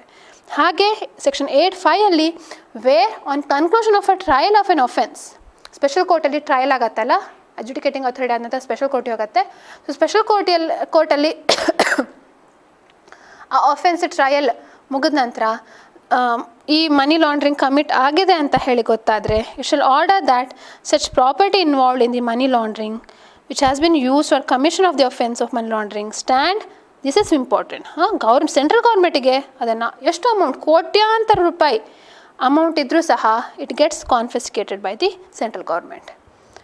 Okay, so Vaibhav, this is a class in Kannada, so I'm so sorry, but I have tried to include this one in English, the wordings. Okay? Again, section 8, subsection 6. So where on conclusion of a trial under this act, the special court finds that the offence of money laundering has not taken place or the property is not involved in money laundering, it shall release. So ಇಲ್ಲಿ ನಾನು ಹೇಳ್ದಾಗೆ ಒಂದು ಕಾನ್ಫಿಸ್ಕೇಷನ್ ಆಗ್ತದೆ, ಇಲ್ವೋ release of the property ಆಗ್ತದೆ. Who is entitled to receive, he can receive the property. So this is see here where a property stands confiscated to the central government, the special court in such manner may also direct the central government to restore such confiscated property of a claimant with a legitimate interest in the property who may have suffered a quantifiable loss as a result of the offence of money laundering. So ಯಾರಾದರೂ actual claimant ಇದ್ದರೆ, which is where the property is not involve in the money laundering, ಅವರಿಗೆ ಅದನ್ನು restore ಮಾಡಬೇಕು ಹೇಳುವಂಥದ್ದನ್ನು ಹೇಳ್ತಾರೆ. ಹಾಗೆ ಉಳಿದಂತಹ it should be free of encumbrance ಅಂತಲೂ ಕೂಡ ಇದೆ. ಆ ಪ್ರಾಪರ್ಟಿ ಏನು ಕಾನ್ಫಿಸ್ಕೇಟ್ ಆಗ್ತದೆ, so all that will be free of encumbrances. Okay, provided that the special court shall not consider such claim unless it is satisfied that the claimant has acted in good faith. So ಈ ಕ್ಲೇಮೆಂಟ್ ಅವನ legitimate interest ಹೇಗೆ ಇರಬೇಕು ಹೇಳುವಂಥದ್ದನ್ನು, claim of the ಕ್ಲೇಮೆಂಟನ್ನು section 8 ಹೇಳುವಂಥದ್ದು. Okay, so this is how provisional attachment, then either release or confirmation of the attachment, then the confiscation of the property by the central government we spoke. So ಇದಿಷ್ಟು money laundering actually ಹೇಗೆ placement, layering, integration, ಈ 3 stages ಮುಖಾಂತರ ಇಲ್ಲಿ ಒಂದು ಈ money laundering offence ಆಗತ್ತೆ. So that is punishable, minimum punishment 3 years ಹೇಳುವಂಥದ್ದು ನಾವು ಕಂಡ್ವಿ. ಸೊ ನೆಕ್ಸ್ಟ್ ಕ್ಲಾಸಲ್ಲಿ same time on Monday from 6 PM to 7 PM I'll be taking on cyber ಕ್ರೈಮ್ಸನ್ನು ಜಸ್ಟ್ ಓವರ್ವ್ಯೂವನ್ನು ನಾನು ನಿಮಗೆ ತಿಳಿಸ್ಕೊಡ್ತೇನೆ, ಅಥವಾ ಹೇಗೆ ಮೋಡಸ್ ಆಪರೆಂಡಿ ಆಫ್ ಸೈಬರ್ ಕ್ರೈಮ್ಸನ್ನು ಅದನ್ನು ಕೂಡ ನಾನು ನಿಮಗೆ ತಿಳಿಸ್ಕೊಡ್ತೇನೆ. ಸೊ ಅದನ್ನು ನಾವು ರೆಫರ್ ಮಾಡೋಣ. ಸೊ ಅಲ್ಲಿ ತನಕ please refer to this UJST, All India Judiciary Scholarship Test. You may be knowing about this. So you will be having so many ranks. If you get a chance to win such ranks, then you will be getting tablet, 5G smartphones, earbuds, home speakers, gift vouchers ಎಲ್ಲ ಇರುತ್ತೆ. November 13th ಇರುವಂಥದ್ದು. ಹಾಗೆ ನಿಮಗೆ scholarship ಕೂಡ ಸಿಗುತ್ತೆ. ಈ Unacademy subscription ಏನಿದೆ ಅದರ ಮೇಲೆ 100% ಸ್ಕಾಲರ್ಶಿಪ್ ಸಿಗುವಂಥ ಚಾನ್ಸ್ ಇದೆ. The test is completely for free. So do enrol into this course, into this test. So ನೀವು ಹೇಗೋ ಪ್ರಿಪೇರ್ ಆಗ್ತಿದ್ದೀರಿ, ಡೂ ಗಿವ್ ಆನ್ ಅಟೆಂಪ್ಟ್ ಮಾಡಿ. Somewhere you may get the chance to win within 100 prizes. ಹಾಗೆ rapid revision judiciary batch ಅಂತ, so different batches details ಬಗ್ಗೆ ನಾವು ಹೇಳಬೇಕು ಅಂತ ಆದರೆ October 27th 6 months ಡ್ಯೂರೇಷನ್ ಇರುವಂಥದ್ದು. ಸೊ ಇಲ್ಲಿ ನಾವು ಕಾಣ್ಬೋದು. ಹಾಗೆ ಇದರಲ್ಲಿ ಎಜುಕೇಟರ್ಸ್ ಡೀಟೇಲ್ಸ್ ಎಲ್ಲ ಕಾಣ್ತೇವೆ. 135 hours, 75 hours, 86 hours, 47 hours ಇದನ್ನೆಲ್ಲ ನಾವು ಕಾಣುವಂಥದ್ದು. ಹಾಗೆ ಎಕ್ಸ್ಟೆನ್ಸಿವ್ ಜುಡಿಷಿಯಲ್ ಪ್ರಿಪ್ರೇಷನ್ ಬ್ಯಾಚ್ ಅಂತ October 20th ಸ್ಟಾರ್ಟ್ ಆಗಿದೆ. ಇದು ಕೂಡ ನಾವು ಬೇರೆ ಬೇರೆ ಎಜುಕೇಟರ್ಸ್ಗಳಿರುವಂಥದ್ದು. ಹಾಗೆ ರೆಗ್ಯುಲರ್ ಲಿಂಕಿಂಗ್ ಬ್ಯಾಚ್ 4.0 ಅಂತ 6 months batch October 6th start ಆಗುವಂಥದ್ದು. ಹಾಗೆ ಇದು ಬಹಳ ಮುಖ್ಯ ಟೆಸ್ಟ್ ಸಿರೀಸ್ ನೀವು ಕಾಣ್ಬೋದು ನೋಡಿ, 3 ಥರ ಸಬ್ಸ್ಕ್ರಿಪ್ಷನ್ ಇದೆ, ಫ್ರೀ ಪ್ಲಸ್ ಐಕಾನಿಕ್ ಅಂತ. ಸೊ ಫ್ರೀಯಲ್ಲಿ accelerate test series, major laws 8 test per month ಇದೆ. ಹಾಗೆ 4 ಟೆಸ್ಟ್ ಪರ್ ಮಂತ್ ಇದೆ, ಚಾಲೆಂಜರ್ ಟೆಸ್ಟ್ ಸಿರೀಸ್. ಹಾಗೆ all free tests, case law test, judiciary, ಇದ್ರ ಬಗ್ಗೆ ನಾನು ಮತ್ತೆ ನಿಮಗೆ ಬೇರೆ ಹೇಳ್ತೇನೆ. ಪ್ರತಿ ವಾರ ಕಂಡಕ್ಟ್ ಆಗ್ತಾ ಇರುತ್ತೆ. ಸೊ ನೀವು ಪ್ಲಸ್ ಸಬ್ಸ್ಕ್ರೈಬರ್ಸ್ ಆದರೂ ಸಹ ನಿಮಗೆ very good option two win all these. ಹಾಗೆ ಇಲ್ಲಿ ಕಾಣ್ತಾ ಇರುವಂತಹ all the test about tests, free iconic ಇದೆಲ್ಲ ಕೂಡ ಬಹಳ ಇಂಪಾರ್ಟೆಂಟ್. ಹಾಗೆ ಜುಡಿಷರಿ ಮೇನ್ಸ್ ಟೆಸ್ಟ್ ಸಿರೀಸ್ ಹೇಳುವಂಥ ನಾವು ಕಾಣ್ತೇವೆ. IPC, CPC, CRPC, evidence act ಪ್ರತಿ ವಾರ ಇರುವಂಥದ್ದು. 90 minutes ಡ್ಯೂರೇಷನ್ಗೆ 10 questions. Try to attend case laws ಮೇಲೆ. ಸೊ ಇದು ಕೂಡ ಹಾಗೆ try to attend them every week. This is for plus subscribers only. ಹಾಗೆ test series on judgement writing. So October 6, 13, 20th, 27 ಅದು ಕೂಡ ಇದೆ. ಅದು ಕೂಡ ನೋಡಿ ನೀವು. ಹಾಗೆ ಇಲ್ಲಿ ಎಲ್ಲ ರಾಜಸ್ಥಾನ್ ಜುಡಿಷಿಯಲ್ ಸರ್ವಿಸ್ ಎಕ್ಸಾಮ್ಸ್ನ ರ್ಯಾಂಕ್ ಹೋಲ್ಡರ್ಸು. ಸೊ ಎಲ್ರಿಗೂ ಕೂಡ ಕಾಂಗ್ರ್ಯಾಚುಲೇಷನ್ಸ್ಗಳನ್ನ ನಾವು ಹೇಳ್ತಾ ಇದ್ದೇವೆ ಅನ್ಅಕಾಡೆಮಿ ಲರ್ನರ್ಸ್ಗೆ. So some also participated in mock interview participants ಎಲ್ಲರೂ ಇದ್ದಾರೆ. ಸೊ ಅವರೆಲ್ಲರಿಗೂ ಮತ್ತೆ ಕಾಂಗ್ರ್ಯಾಚುಲೇಷನ್ಸ್ಗಳನ್ನು ನಾವು ಹೇಳ್ತೇವೆ. ಹಾಗೆ ಈ ಛತ್ತೀಸ್ಗಢ, ಪಂಜಾಬ್ಗೆ ಇರುವಂಥ ಎಕ್ಸಾಮ್ಸ್ಗಳ ಒಂದು ಫ್ರೀ ಇಂಟಿಗ್ರೇಟೆಡ್ ಮಾಕ್ ಟೆಸ್ಟ್ಗಳ ಇದು. ಸೊ 12 PM September 30th ಇರುವಂಥದ್ದು. Comprehensive judiciary evening batch. So ಇದು 29th ಸ್ಟಾರ್ಟ್ ಆಗ್ತದೆ. ಫಾರ್ 15 months ಡ್ಯೂರೇಷನ್ ಇದೆ. ಇದರಲ್ಲಿ ನಾನು ಕೂಡ ಇದ್ದೇನೆ. 10:15 PM to night 11:15 PM I am going to take the class here. And it's also Unacademy lite subscription ಇರುವಂಥದ್ದು 3,499 ಇರುವಂಥದ್ದು. So you can use Aparnalaw as my code for availing 10% discount. Hello Namrata, good evening. ಹಾಗೆ special class ಫೀಚರ್ಸ್ಗಳು ಇವೆ, ಇವೆಲ್ಲ ನಾವು ಕಾಣ್ತಾ ಇದ್ದಾವೆ. ಹಾಗೆ ಐಕಾನಿಕ್ ಬೇರೆ ಬೇರೆ ಫೀಚರ್ಸ್ಗಳು, ಮಾಕ್ ಇಂಟರ್ವ್ಯೂ ವಿಡಿಯೋ ಸಿಗುತ್ತೆ ನಿಮಗೆ, ಪ್ಲಸ್ ಕೋರ್ಸ್ಗಳು, focus test series, live mentorship ಎಲ್ಲ ಕೂಡ ಸಿಗುತ್ತೆ. ಹಾಗೆ ಪ್ಲಸ್ ಸಬ್ಸ್ಕ್ರಿಪ್ಷನ್ ಅಮೌಂಟ್ ನೋಡಿ ಇಲ್ಲಿ ಕಾಣ್ಬೋದು ನಿಮಗೆ. 1 month 24 months ತನಕ ಇದೆ. ಸೊ ಅಪ್ರಾಕ್ಸಿಮೇಟ್ಲಿ 6 months ತೊಗೊಂಡ್ರೆ ಟೋಟಲ್ 38,267 ಆಗುತ್ತೆ. 12 months ತೊಗೊಂಡ್ರೆ 52,616. But you can get 10% off on this. So approximately somewhere 48,000 ಹಾಗೆ ಬರುವಂಥದ್ದು.